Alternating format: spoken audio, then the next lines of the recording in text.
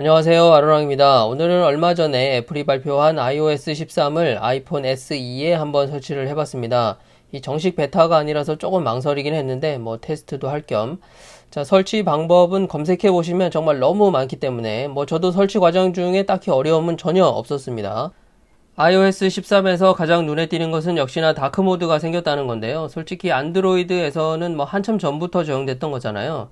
그래서 이거 소개하면서 뭐 인크레더블 하면서 뭐 박수 치고 난리도 아니던데 저는 그걸 보면서 얘네들 왜 이러나 싶기도 하고 사실 엄청나게 뭔가 새로운 것도 아닌데 너무 오버해서 티내고 막 이런 게 좀 보기 싫더라고요.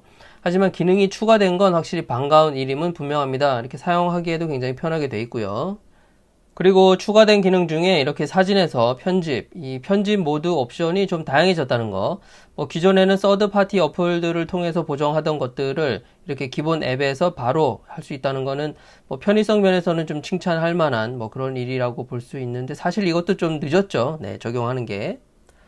이외에도 자잘하게 변경되거나 업그레이드 된 게 꽤 많습니다. 근데 제가 iOS 13 설치하고 좀 사용해 보니까 이런 변화들이 크게 체감되지는 않았어요, 솔직히. 근데 오히려 제가 더 놀란 거는 이게 정식 베타가 아니거든요. 그런데 버그가 생각보다 적다는 겁니다.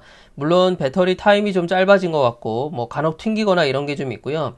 그다음 발열이 좀 있어요. 하지만 아이폰 SE에서도 상당히 쾌적하게 돌아가는 모습을 보여줘서 저는 오히려 이런 점을 더 칭찬해주고 싶습니다. 그리고 아이폰 SE에서 iOS 13 기능 중에 안 되는 게 좀 있는데요. 그 중에 이제 키보드에서 이모티콘 선택 키가 아이폰 XS 맥스 같은 경우는 이 지구본 밖으로 나와서 하나의 키로 이렇게 위치를 하고 있는데 아이폰 SE는 키보드가 작아서 그런지 몰라도 기존대로 이 지구본 안에 이렇게 선택하도록 되어 있습니다. 기존하고 똑같죠.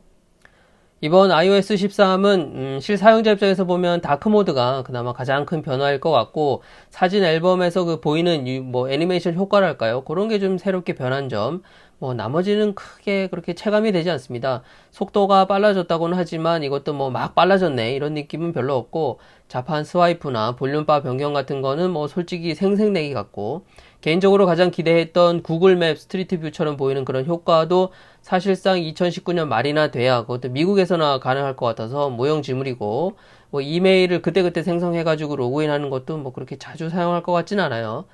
저는 오히려 이 아이패드 OS를 따로 분리시키고 제스처 기능을 강화한 거, 뭐 펜슬 레이턴시 좀 감소시킨 거, 그리고 사이드카 기능 같은 거 넣고, 뭐 파일 앱을 뭐 이제 좀 제대로 사용할 수 있게 만든 거, 이런 걸 봤을 때 이번 WWDC에서는 그나마 이제 아이패드 OS만 좀 제대로 건진 게 아닌가 이런 생각을 해봅니다. 자, 오늘 영상은 여기까지고요. 시청해주셔서 감사합니다.